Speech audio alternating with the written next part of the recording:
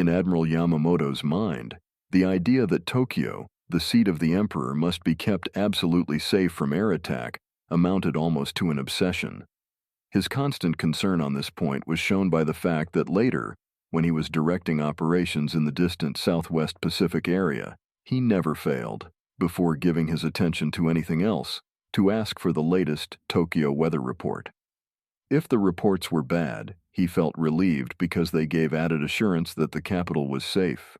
Yamamoto's anxiety was deepened by the recollection of an incident that had occurred during the Russo-Japanese War, when he was a young officer.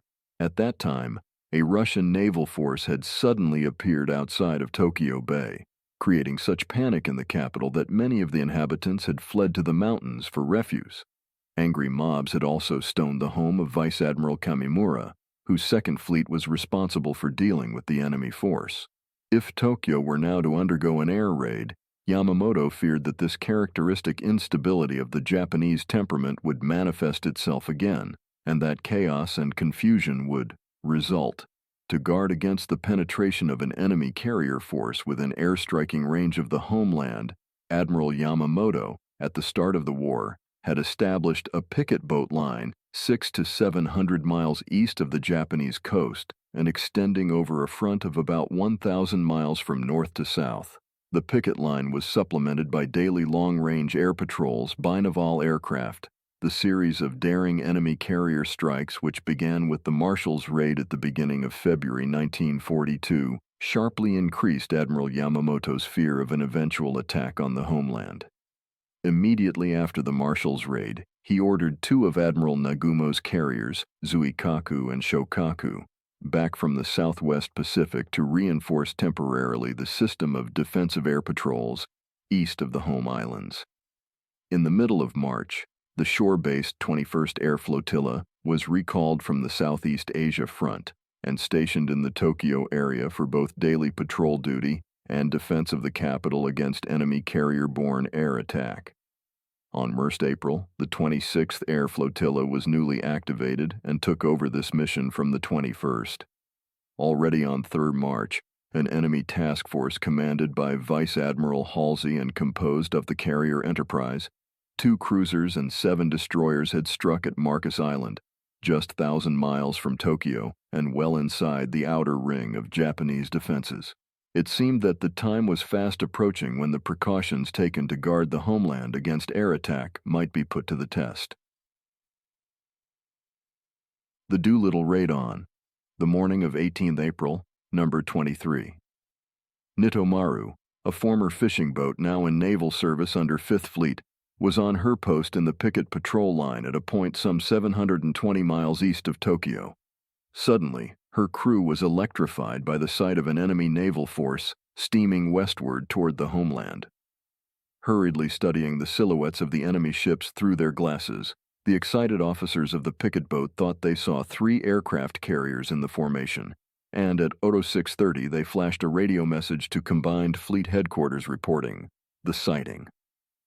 Unusually brisk enemy radio activity during the preceding several days had already given a hint that something was afoot, and Combined Fleet had ordered a precautionary concentration of naval air strength in the Kanto district around the capital. Upon receipt of Nitomaru's warning, the headquarters acted swiftly to meet the enemy threat, ordering application of Tactical Method No. 3 against the United States fleet. Vice Admiral Kondo, whose 2nd Fleet had just returned home from the southern operations, had entered Yokosuka the preceding day in his flagship Atago. He was now ordered to put back to sea immediately in command of all available surface units in the Yokosuka area and attack the enemy. Vice Admiral Shiro Takasu's 1st Fleet, which included 4 battleships, meanwhile made a hasty sortie from Hiroshima Bay to operate in support of Kondo's force. At this moment, Vice Admiral Nagumo's carrier force, en route back to Japan from the Indian Ocean, was passing through Bashi Strait at the southern end of Formosa. An atmosphere of Hanve excitement prevailed on board flagship Akagi, as all hands thought of their imminent homecoming. Seated in the flight personnel standby room, I was lost in similar thoughts when an orderly rushed in to say that Commander Genda wanted me in the operations room, immediately. I headed for it on the double, wondering what could be up. "Well, they've come at last," said Genda, as he handed me a copy of the Nitomaru's sighting report.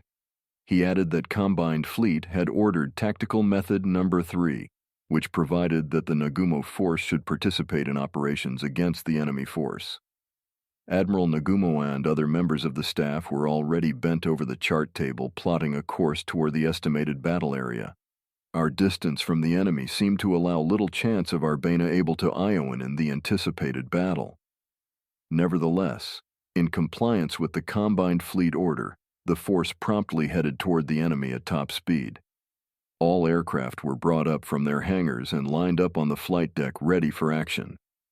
Meanwhile, back in the homeland, Rear Admiral Seigo Yamagata's 26th Air Flotilla had already launched planes against the enemy. 32 medium bombers, escorted by 12 Zero fighters, took off from Kisarazu Air Base near Tokyo and flew eastward over the Pacific to the limit of their range, but failed to make contact. It looked as if the enemy task force, realizing that it had been discovered, had already given up the attack and begun to retire. Then, at 1300, Akagi received a report that Tokyo had been bombed. This was followed in close succession by reports of attacks on Yokohama, Kawasaki, and Yokosuka, and a short time later by another series of reports telling of attacks farther south, on Nagoya, Yokkaichi, Wakayama, and Kobe. Such widespread enemy action came as a distinct shock, and we in the Nagumo force did not know what to make of it. It appeared that Combined Fleet Headquarters was equally baffled and quite unable to form any estimate of the enemy's intentions. The situation became clearer, however, as further details were reported. The attacking force had evidently been spread very thin, since altogether there were fewer than 20 planes reported. Furthermore, these were not carrier-type aircraft at all, but North American B-25 land bombers, which had a much greater operational range. Still, their range was not enough to make it plausible that they had flown from any shore base, which left only the hypothesis that they had taken off from the carrier sighted by Nitomaru more than 700 miles offshore. With characteristic Yankee boldness and ingenuity, the enemy had evidently devised a means of launching heavy land-type aircraft from carriers and had employed this new stratagem to penetrate the Japanese defenses. There were also strong indications that the attack had been planned as a one-way operation.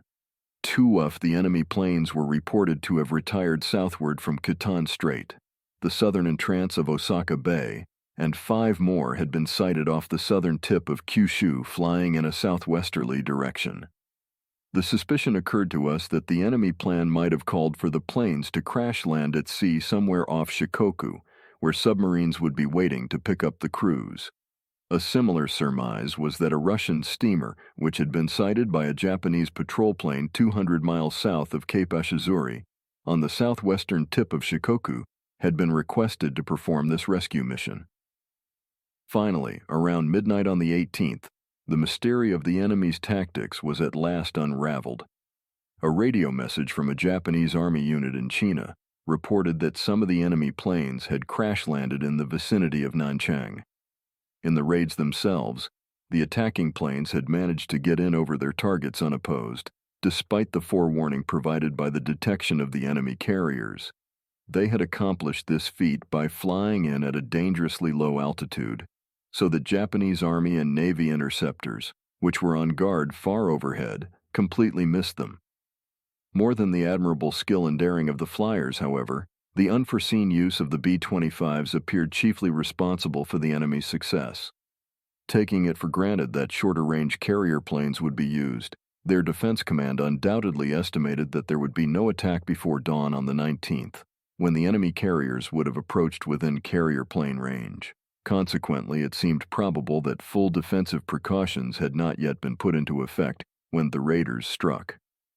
Thanks to the capture of some of the flyers whose planes had run out of fuel before reaching friendly bases in China, Japanese intelligence soon learned that the raid had, indeed, been mounted from an enemy task group. It contained only 2 carriers, Hornet and Enterprise, instead of 3 as reported by Nitomaru, and the raiders, commanded by Lieutenant Colonel James Doolittle, had all taken off from Hornet. However, not until after the war did we learn from the American side the full story of the raid.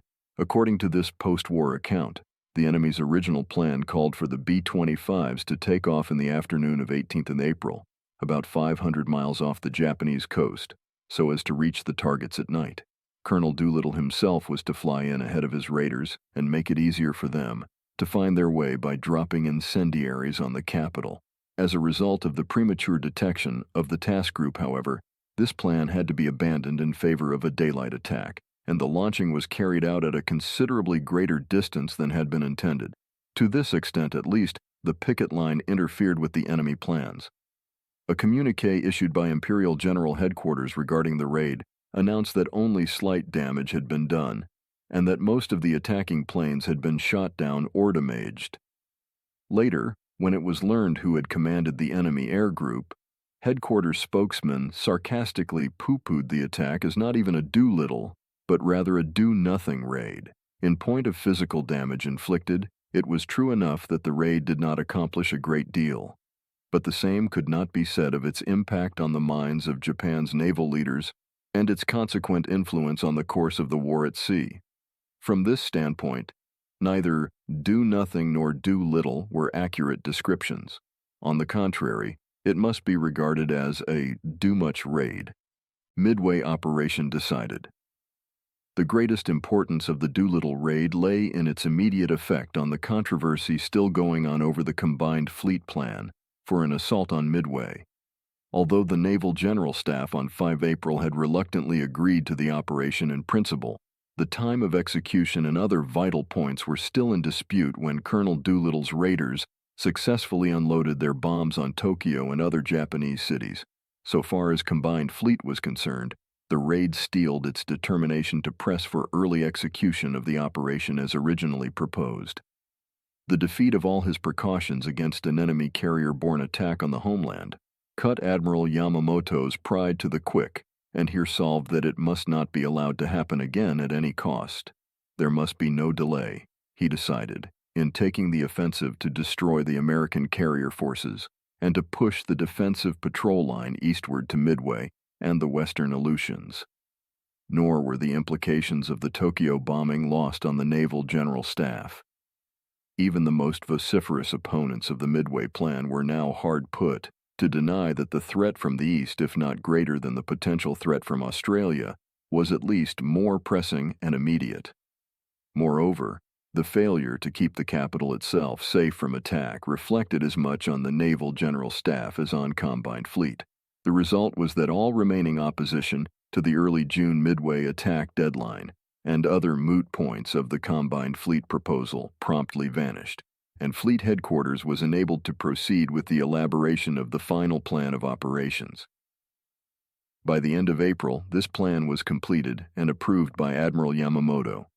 It was then formally submitted to Chief of Naval General Staff Admiral Nagano, who also gave it his prompt approval.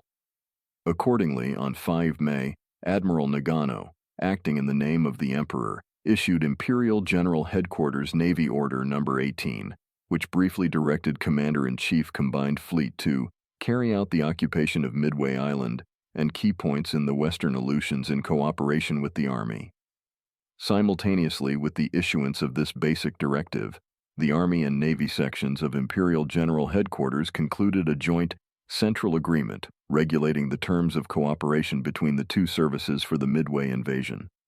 Under the agreement, the Army promised to furnish a detachment of 1 infantry regiment, reinforced, to participate in the landing operations, these troops to be withdrawn after completion of the occupation, leaving subsequent defense of the island to naval forces. Saipan was tentatively fixed as the staging point for the amphibious forces, which were to assemble there on or about 25 May. The agreement set no specific invasion date, but stated that the operations would begin sometime in the first 20 days of June, simultaneously with operations against the western Aleutians. The Midway operation was now definitely decided. Combined Fleet had gained its way thanks to the unwitting assistance of Colonel Doolittle and his flyers. There still remained the formidable task of organizing and preparing the fleet forces, within barely a few weeks' time, to undertake the most gigantic operation in the 70-year history of the modern Japanese Navy. The final combined fleet plan for the Midway operation, officially designated Operation MI by Imperial General Headquarters, was the composite product of many minds. The basic outline was largely the work of the senior operations officer, Captain Kuroshima, a theoretician given to spending long hours in meditation in his darkened cabin. He was the author of a manual laying down combined fleet tactical doctrine for fleet versus fleet decisive battle with battleships in the key role. Other members of the staff elaborated detailed parts of the plan, each within his special sphere of competence. Overall supervision of the drafting activities was performed by the aggressive and resourceful Chief of Staff, Rear Admiral Ugaki, a consistent proponent of offensive fleet action against Hawaii. But above all, the Midway Plan reflected the ideas and personality of the Navy's dominant figure and combined fleet's Commander-in-Chief, Admiral Isoroku Yamamoto. The task of assessing this forceful leader must necessarily be left to others more competent and better informed than myself. I only wish to put down here some random impressions and thoughts about the man as I, one of thousands of officers who served under his command, saw him. If at the start of the Pacific War, a poll had been taken among Japanese naval officers to determine their choice of the man to lead them as Commander-in-Chief Combined Fleet, there is little doubt that Admiral Yamamoto would have been selected by an overwhelming majority. I'm confident, too, that his supporters would have included every flying officer in the Navy. After the war, in fact, American historical investigators put such a hypothetical question to a number of ex-officers of the Japanese Naval Air Corps, including myself. Our unanimous reply was Admiral Yamamoto. The tremendous following which Yamamoto enjoyed among the Navy's flyers stemmed from the fact that he was one of the foremost promoters of naval aviation. Though not a career aviation officer himself, he was appointed executive officer of the Kasumigaura Naval Air Training Corps when still a captain, and he thereafter held a succession of important air posts. The Naval Air Corps was then in its infancy and sorely needed a strong leader and champion. Yamamoto stepped into this role with enthusiasm, bringing to the task his extraordinarily keen foresight and warm-hearted human understanding. In these early days, a flying career was not particularly attractive in view of the frequency of fatal accidents. Indeed, many of the Navy's high-ranking officers would not even set foot in an airplane if they thought that it was going to leave the ground. As recently as the late 30s, Admiral Zengo Yoshida, a classmate of Yamamoto's and then Commander-in-Chief, Combined Fleet, adamantly refused to board a plane which his staff had made ready to fly him on an unofficial trip. Other high-ranking officers paid lip service to the importance of naval aviation and urged young men starting their careers in the Navy to go into that branch, but their enthusiasm ended abruptly when it came to having their own sons become flying officers or even to having their daughters marry flyers. Admiral Yamamoto was no such partway enthusiast. His belief in aviation was sincere, and he demonstrated it by encouraging a number of his younger relatives to join the Naval Air Corps. Yamamoto's fondness for flyers did not extend to sharing one of their common failings, a weakness for alcohol. He was a teetotaler. He did, however, like games of chance and was known to be a highly competent and daring player of bridge and poker.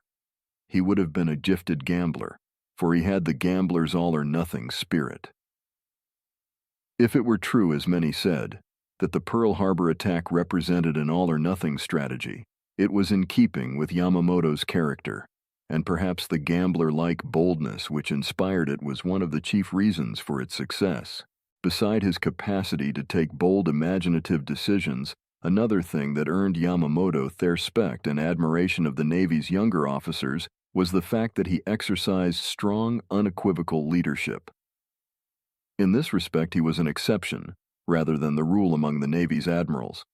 Perhaps influenced by British naval traditions, the Japanese Navy from its early days had laid great stress on instilling gentlemanly qualities in its officers. Unfortunately, however, a tendency arose to equate a lack of assertiveness and an easy-going affability with gentlemanliness, with the result that there were many bright and likable flag officers, but fewer leaders and fighting commanders. The lack of real leadership manifested itself on many occasions. For example, when a fleet command or naval district held maneuvers or battle exercises, the officers usually assembled afterward for a critique. The fleet or naval district commander presided at such conferences, but it was seldom that he actively guided the discussions or offered any incisive comments. The officers consequently had little idea whether they were on the right track or not. Admiral Yamamoto was quite different. In the study conferences following combined fleet maneuvers, he took a leading part in the discussions. If some movement had been carried out improperly, he pointed it out and explained how he wanted it done in the future. He did not employ his staff officers as a brain trust, but rather as aides for executing his own policies and decisions. His clear-cut guidance left no doubt as to what these policies were, so that when his subordinates were obliged to make independent decisions, they knew exactly what course of action would correspond to the thinking of their commander-in-chief. It was these strong qualities of leadership which caused the Navy as a whole to look upon Yamamoto as the man best fitted to be its supreme commander. For in war, the fate of the nation may be staked upon the outcome of a single battle, and in turn victory or defeat in battle hinges largely on the character and ability of a single individual, the commander-in-chief. This is necessarily so because only by concentrating the power of decision can unified action be assured, and without unified action, victory is impossible. It is so also because moves in battle cannot be debated around the conference table and decided by majority rule. They must be decided swiftly by the commander on the basis of his own judgment, and with full realization that each move once made is irrevocable. To make such decisions requires extraordinary courage and self-confidence. Yamamoto had both, yet with all the qualities which seemed to make him an incomparable supreme commander. The test of war showed that Admiral Yamamoto also had his failings. These, it seems to me, were clearly evidenced by his hasty and uncompromising insistence upon the Midway operation in the face of all the cogent arguments against it. It is difficult to avoid the conclusion that his judgment in this instance was warped by his obsession about keeping Tokyo immune from air attack, and by his sense of injured pride caused by the Doolittle raid. Had these feelings not unduly swayed him, he surely would have shown greater flexibility in his thinking about future strategy. Undoubtedly, too, the haste with which Yamamoto plunged into the Midway venture was inspired by his conviction that the balance of military strength between Japan and the United States would shift in the latter's favor within 2 years, at the most, from the start of hostilities.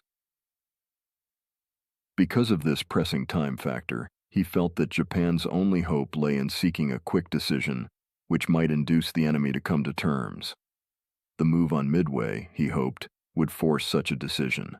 He confided to Rear Admiral Yamaguchi and other trusted subordinates that, if he succeeded in destroying the United States Pacific Fleet in the Midway operation, he intended to press the nation's political leaders to initiate overtures for peace. Yamamoto was unquestionably correct in his judgment that it was essential to engage the enemy fleet in decisive battle at the earliest possible opportunity.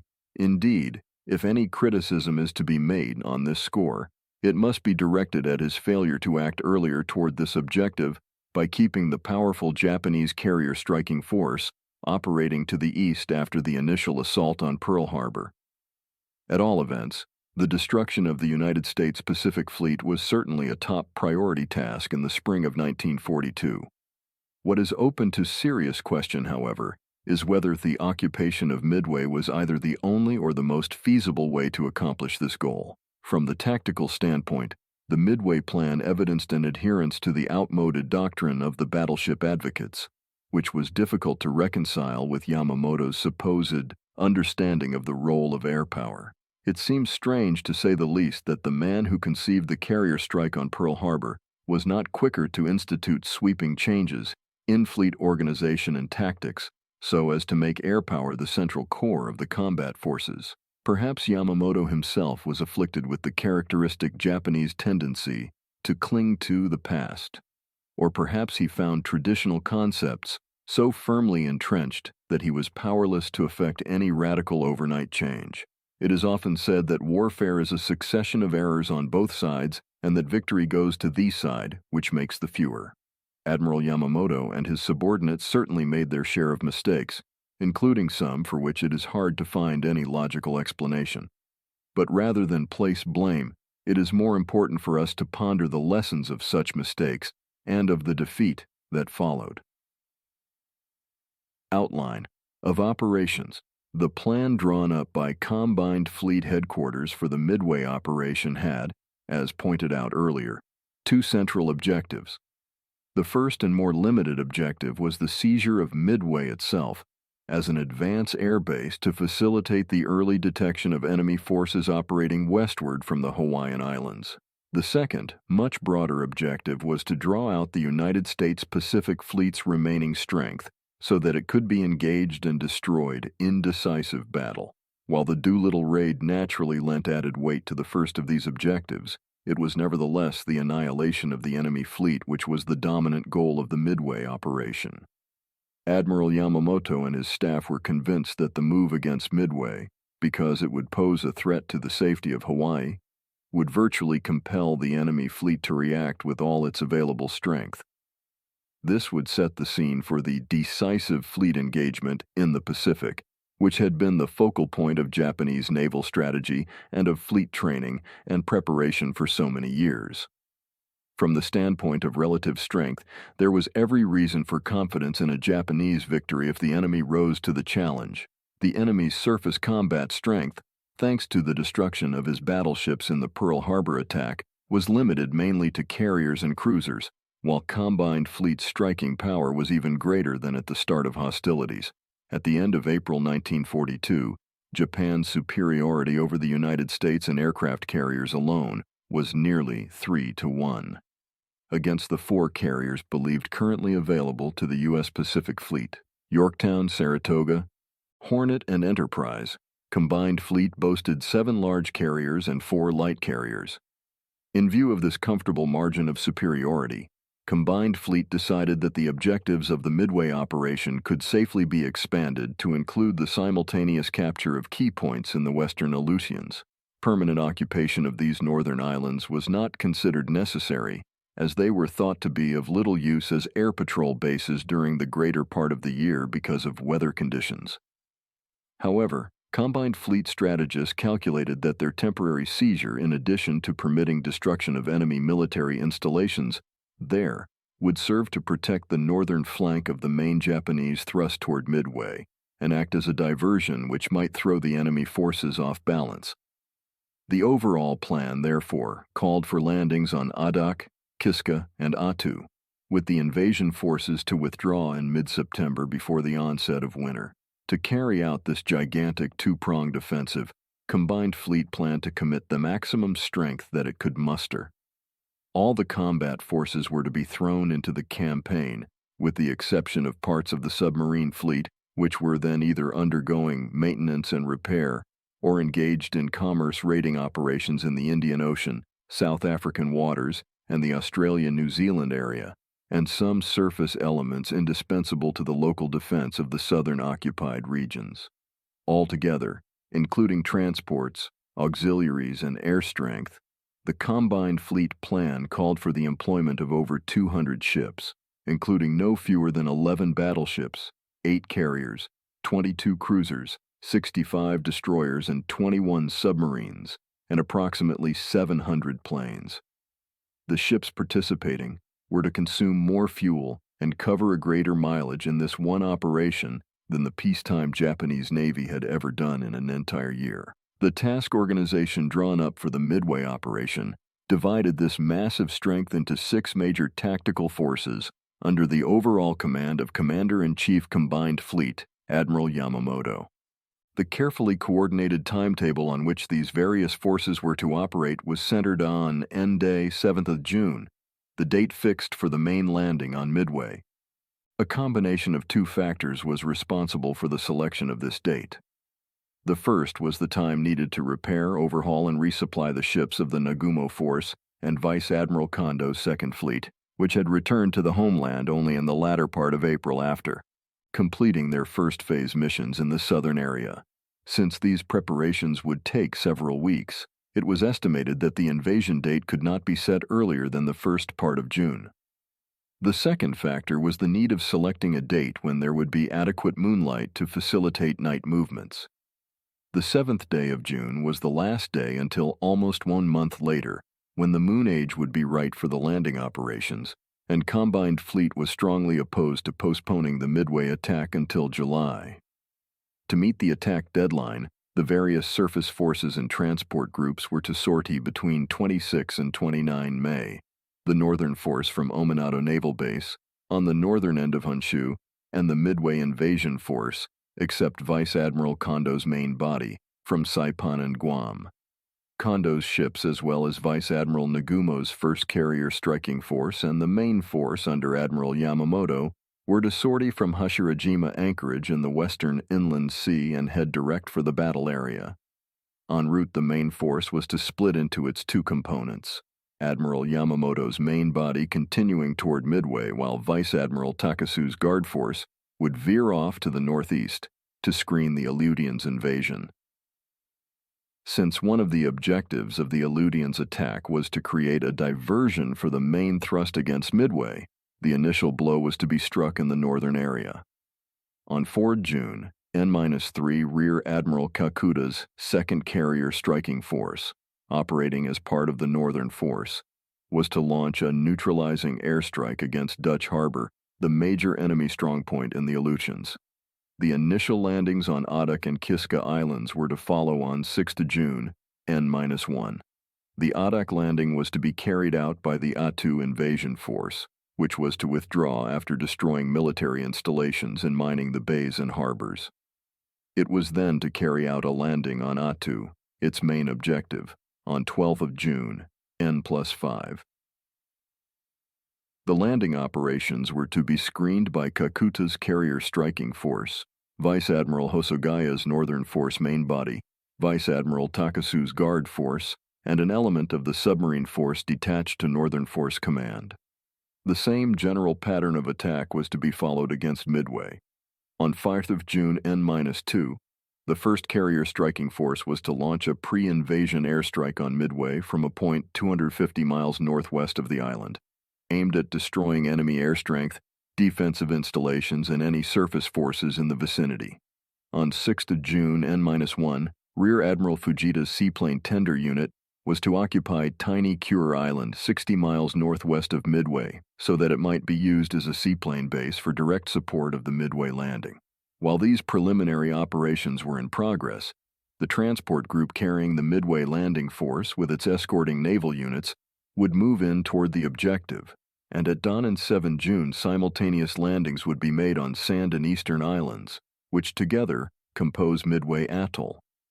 Close-in support of the landing would be provided by Rear Admiral Kurita's support group of heavy cruisers, while Vice Admiral Rondo's invasion force main body would stand off to the south or southwest of Midway to screen that flank of the operation. Any major enemy fleet reaction was expected to come only after the Midway landing. Consequently, the Combined Fleet Plan provided that by 7 June the Japanese forces would move into positions of readiness for the all-important decisive battle phase of the operation. They were to remain in these positions for 7 days after the occupation of Midway, unless the enemy attacked sooner. The forces primarily relied upon to meet and crush the enemy fleet were 1. Admiral Yamamoto's main force main body, 2. Vice Admiral Takasu's guard force, 3. Vice Admiral Nagumo's 1st Carrier Striking Force, 4. Rear Admiral Rakuta's 2nd Carrier Striking Force, and 5. Elements of Vice Admiral Ramatsu's submarine force. Alternative tactical methods were provided to meet different situations, but in general, if a substantial enemy force advanced west of 160 degrees west longitude, it was to be attacked first by the carriers and submarines, with the surface combat forces to come up and give support as circumstances might require. If the enemy advance developed north of 40 degrees north latitude, the attack was to be made by the 2nd Carrier Striking Force and 1st Submarine Squadron, supported by the Takasu Force, and if south of that line, by the 1st Carrier Striking and 3rd and 5th Submarine Groups, supported by the Yamamoto Force. However, if the enemy fleet advanced in full strength, The Japanese northern and southern forces would unite and engage it in decisive battle, the Takasu force rejoining Admiral Yamamoto's main body, and the 1st and 2nd Carrier Striking Forces, merging into one force under Vice Admiral Nagumo's command. Although the principal role in the air phases of the Midway operation was of necessity assigned to the carrier forces, Vice Admiral Tsukahara's shore-based air command was given an important supporting part. Its main strength was to redeploy to island bases in the Pacific in advance of the operation and carry out extensive searches and patrols in conjunction with the assembly and movement of the surface forces to and from the battle areas. After the occupation of Midway, part of its strength was to be based there to defend the island and conduct air patrols to the east. The shore-based air forces, however, obviously could not extend their pre-invasion searches as far as Hawaii, a full 2,000 miles distant from the nearest Japanese base at Wache in the Marshall Islands. This posed a difficult and vital problem, for any important naval reaction to the Midway attack would most probably originate from the Hawaiian area, and it was therefore essential to ascertain the strength and movements of the enemy forces there just prior to the start of the invasion operations. The pre-war Japanese intelligence net in Hawaii, which had contributed so effectively to the success of the Pearl Harbor attack, was of course no longer operative. Reconnaissance by submarines or by small submarine-borne seaplanes was possible, but the former was relatively ineffective owing to the limited range of observation and easy enemy air patrol interference, while the latter was considered unlikely to succeed against an area with strong air defenses such as Hawaii. As a partial solution, Combined Fleet decided to resort to a special stratagem that had already worked successfully once before. This involved the use of the Navy's newest long-range aircraft, the 31-ton Kawanishi Type 2 flying boat, with a speed of 235 knots and a range of 4,000 miles. Even this range was not enough for a non-stop flight from the Marshalls to Hawaii and back, but if the big planes put down once at an unoccupied atoll along the way and refueled from submarines spotted there in advance, they could fly on to Hawaii, execute their missions, and get back to base. On 4 March, 2 months prior to the elaboration of the final Midway plan, this method had been successfully tried for the first time in what was known as Operation K. Taking off from Wache, 2 of these flying boats had put down at French frigate shoals, about 500 miles northwest of Hawaii, refueled from submarines waiting there, and then flown on to Oahu, where they made a night reconnaissance of Pearl Harbor, dropping a few bombs for psychological effect before heading back to base. In view of the success of Operation K, Combined Fleet incorporated provision in the Midway plan for a similar reconnaissance mission. Vice Admiral Tsukahara's shore-based Air Force was to dispatch 2 Type 2 flying boats to Wocha in time to execute the mission between 31 May and 3 June, east longitude date. Vice Admiral Komatsu's submarine force was to cooperate by ordering some of its Kwajalein-based submarines to French frigate shoals to refuel the planes. This lone air reconnaissance effort, however, would obviously not be enough. In addition, it would still be necessary to place considerable reliance on the submarine force to keep a continuing watch on enemy fleet movements. Combined Fleet concluded that the only effective method would be to set up submarine cordons covering the approaches toward the Midway and Aleutians invasion points. Accordingly, the Midway plan directed the submarine force to station 2 cordons of 1 squadron each to the northwest and west of Hawaii, about halfway between Hawaii and Midway, and a 3rd cordon of 1 squadron farther north toward the Aleutians, all to be in position by 2nd June N-5. These cordons have already been mentioned in connection with the planned decisive battle dispositions of the Japanese forces. After the conclusion of the Midway operation, most of the forces that had operated in that area were to proceed to Truk by about 20 June and start preparing for the Fiji, Samoa, New Caledonia operations slated to be launched in early July. Admiral Yamamoto's main force, however, was to return to the homeland by about the same date, possibly proceeding to Truk later to support the next operations. The submarine force was to continue operating against Hawaii, employing Midway as an advance base. Most of the Aleutians' forces were to return to Ominato, where they would be reassigned missions of escorting supply convoys to Midway, and the Aleutians and guarding the waters east of the homeland. Such, in brief outline, was the combined fleet plan for the Midway operation. As soon as it had been issued, each of the subordinate fleet commands involved in the operation earnestly began studying and planning for its own assigned mission. These studies, however, made it readily apparent that the plan could be considered satisfactory only from the viewpoint of those who persisted in regarding the battleship, with its big guns, as the main striking force of the fleet. Despite the important roles assigned to the carrier and submarine forces, they were still to act primarily as an advance guard and shield for the battleships, softening up the enemy so that the battleships could step in to deliver the decisive blow. By the end of April, a substantial part of the naval forces which were to take part in the Midway operation were already assembled in the inland sea. Except Carrier Division 5, detached to participate in the impending invasion attempt against Port Moresby, the Nagumo force had returned to home waters on 22 and 23 April, ending its long voyage from the Indian Ocean. Vice Admiral Kondo's Second Fleet, which had already reached home on 17th of April, only to be ordered to sortie again the next day in pursuit of the enemy task force that launched the Doolittle raid, also was back in port after a futile week at sea. The focal point of the assembly of forces was Hashirajima Anchorage in Hiroshima Bay. There, on board the giant combined fleet flagship Yamato, Admiral Yamamoto and his staff were hurriedly putting the finishing touches to the Midway operation plan and organizing the start of battle preparations.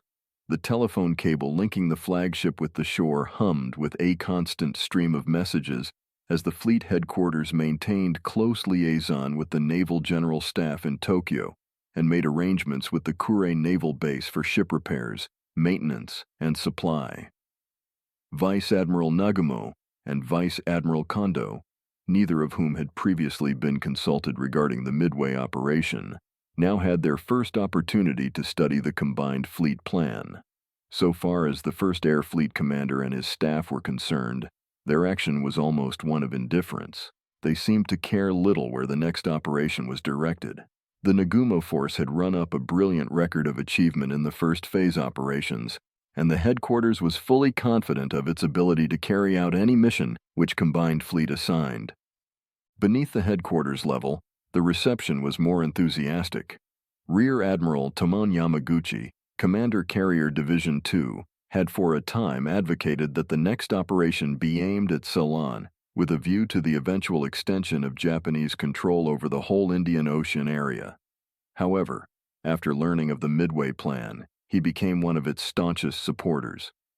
From the outset of the war, Yamaguchi, who had once served as naval attaché in Washington, had fervently believed that the United States fleet must be challenged in decisive battle at the earliest opportunity. Since this was one of the central objectives of the Midway operation, it naturally won his complete approval. As for the flying officers of the Nagumo force, they had every reason to welcome the Midway venture, for to them it meant a chance to destroy the American carrier force, which they regarded as their special foe. The attitude of Vice Admiral Kondo and his staff, however, was quite different. On 1st May, the Second Fleet commander boarded Yamato for his first meeting with Admiral Yamamoto since the start of the war. After a brief discussion of the first phase operations, the conversation turned to the Midway plan.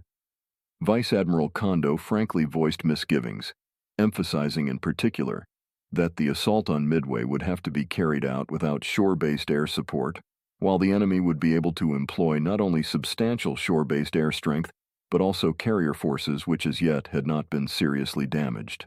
Because of this grave disadvantage, he argued that it would be wiser to launch invasion operations against New Caledonia in order to sever the supply line between the United States and Australia. Admiral Yamamoto, however, brushed aside Kondo's objections with the assertion that the Midway plan had been agreed upon between Combined Fleet Headquarters and the Naval General Staff after careful study on both sides, and could not be changed. He added that in spite of the risks involved in the Midway operation, there was no reason to fear defeat if surprise were successfully achieved. Vice Admiral Kondo then turned to the Combined Fleet Chief of Staff, Rear Admiral Ugaki, and asked if the fleet headquarters was not concerned over the difficulty of keeping Midway supplied after its capture. Unless this could be done, he asserted, its occupation would be pointless. To this, Ugaki's far from reassuring reply was that if it eventually became impossible to continue supplying the occupation forces, they could be evacuated after completely destroying military installations. With this, the discussion ended. It was quite apparent that Combined Fleet Headquarters, regardless of all objections, had no intention of backing down from its decision to carry out the Midway operation. After returning to his own flagship, Vice Admiral Kondo related the substance of his talks in Yamato to his Chief of Staff, Rear Admiral Kazutaka Shiraishi, and Senior Staff Officer, Captain Kuranosuke Yanagisawa. Yanagisawa regretfully remarked that, at the very least, he would like to see the staging point for the Midway invasion forces changed from Saipan to Truk in order to lessen the danger of premature enemy discovery. Second Fleet representatives later pressed this proposal during the Combined Fleet briefing conferences on the Midway plan, but no avail. Combined Fleet was not in the mood to accept even minor changes. Testing the battle plan on. The same day that Vice Admiral Kondo communicated his doubts concerning the Midway venture to Admiral Yamamoto, Combined Fleet Headquarters initiated a 4-day series of war games designed to test various operations already planned or tentatively contemplated for the second phase of the war. Staged on board flagship Yamato under the direction of Combined Fleet Chief of Staff Rear Admiral Ugaki, the games were attended by a majority of the commanders and staff officers of the forces which were to take part in the Midway operation. Those who had returned only a short while earlier from the southern area were conspicuous by the deep tan of their complexions, a result of 6 months spent under the tropic sun.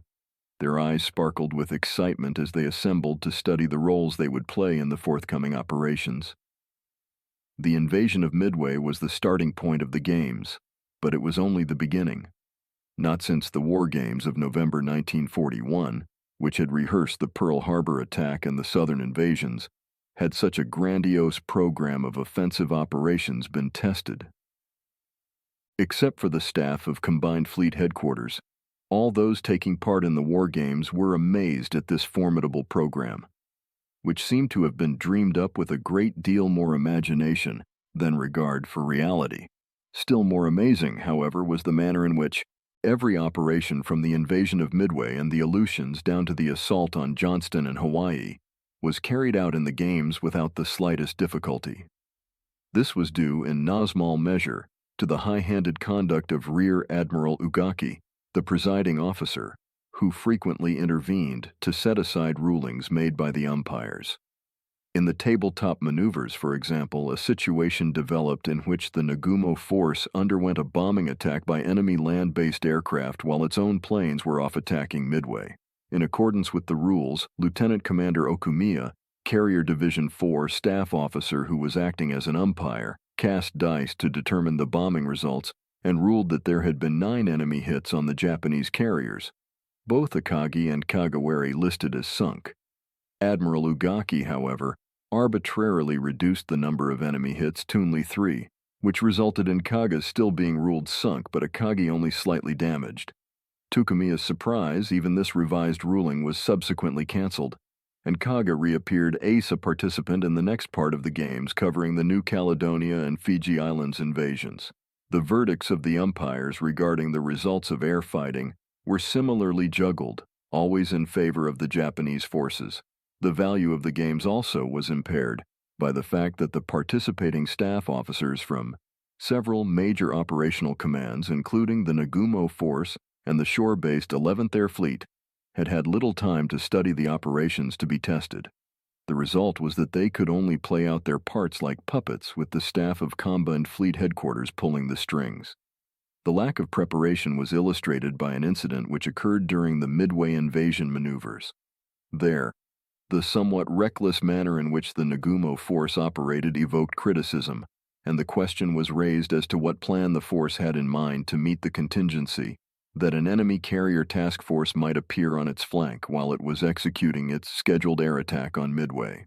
The reply given by the Nagumo force staff officer present was so vague as to suggest that there was no such plan, and Rear Admiral Ugaki himself cautioned that greater consideration must be given to this possibility.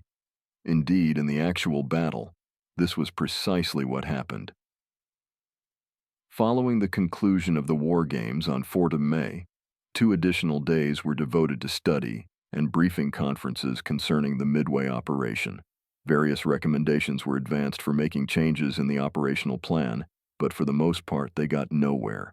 In particular, almost all the participating fleet commanders from Vice Admiral Kondo on down the wound strongly urged postponement of the invasion date in order to allow more time for battle preparations. Rear Admiral Ugaki, however, asserted that this was impossible because a postponement, unless it were for an entire month, would mean that there would be inadequate moonlight for night maneuvering off the invasion beaches. One problem raised by the staff of the Nagumo force was the inadequacy of the radio communications equipment carried by flagship Akagi. This, of course, was a weakness common to all carriers because of the necessity of keeping the radio masts small and unobtrusive, so as not to interfere with the takeoff and landing of aircraft.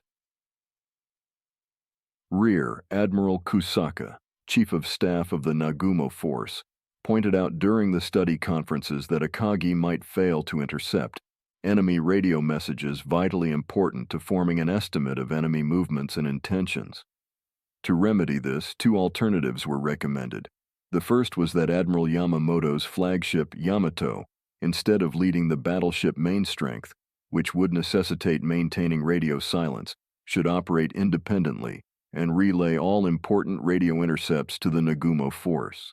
The second provided that Yamato should operate directly with the carriers, Admiral Yamamoto assuming direct command of the Nagumo force. Neither recommendation was accepted. This was only one example of the general failure of the combined fleet Midway plan to provide for adequate support of the Nagumo force. For air searches, the force would have to rely entirely on its own planes. To defend itself against air attack, it would have to depend largely on its own combat air patrol, because the force itself lacked enough screening units to throw up an effective barrage of anti-aircraft fire. Obviously, the battleship groups, which were to be deployed 300 miles behind the carrier forces, would be incapable of rendering any assistance in case the latter got into trouble. In fact, it was difficult for Nagumo's staff to see how the battleships, if disposed so far to the rear, would serve any useful purpose whatever in the overall operation. Basically, the trouble lay in the fact, pointed out earlier, that the Midway plan rested on the obsolete concept, still dominant in Combined Fleet headquarters, that battleships rather than carriers constituted the main battle strength of the fleet. Instead of employing the battleships to screen and reinforce the carriers, it was the carriers which were placed in the supporting role. The fallacy of this concept was to be driven home with tragic force. A week before the war games of 1–4 May, the need of a thoroughgoing fleet reorganization designed to place paramount emphasis on carrier air power rather than surface gun power had been strongly urged by Commander Genda and other officers of the Nagumo force at a conference held on board Yamato to review the first phase operations. Rear Admiral Yamaguchi had specifically proposed that the entire mobile surface strength of Combined Fleet be reorganized into 3 task fleets, each of which would have a nucleus of 3 or 4 carriers with adequate numbers of battleships, cruisers, and destroyers to screen them. Combined Fleet already had plenty of screening ships and, by the latter part of 1942, was also expected to have enough carriers to form 3 such task fleets. 2 of them could be organized immediately, each well-balanced and with powerful carrier strength. Combined Fleet agreed to this proposal in principle, but actually no action was taken to put it into effect prior to the Midway operation. The war games and study conferences thus ended with many officers in the operational forces dissatisfied over various aspects of the Midway plan, and with numerous important problems left unsolved. Some officers privately whispered that Combined Fleet Headquarters seemed seriously to underestimate enemy capabilities. None dared voice this accusation openly during the conferences, however, and to a considerable extent the operational commands themselves were guilty of overconfidence. This was certainly true of the Nagumo force. We were so sure of our own strength that we thought we could smash the enemy fleet single-handed, even if the battleship groups did nothing to support us. At the conclusion of the study conferences, Admiral Yamamoto called upon all combined fleet forces to devote their fullest energies to the successful prosecution of the forthcoming operations. He said in part, as a result of the smooth progress of the first phase operations, we have established an invincible strategic position. This position, however, cannot be maintained if we go on the defensive. In order to secure it tenaciously, we must keep on striking offensively at the enemy's weak points one after another. This will be the central aim of our second phase operations.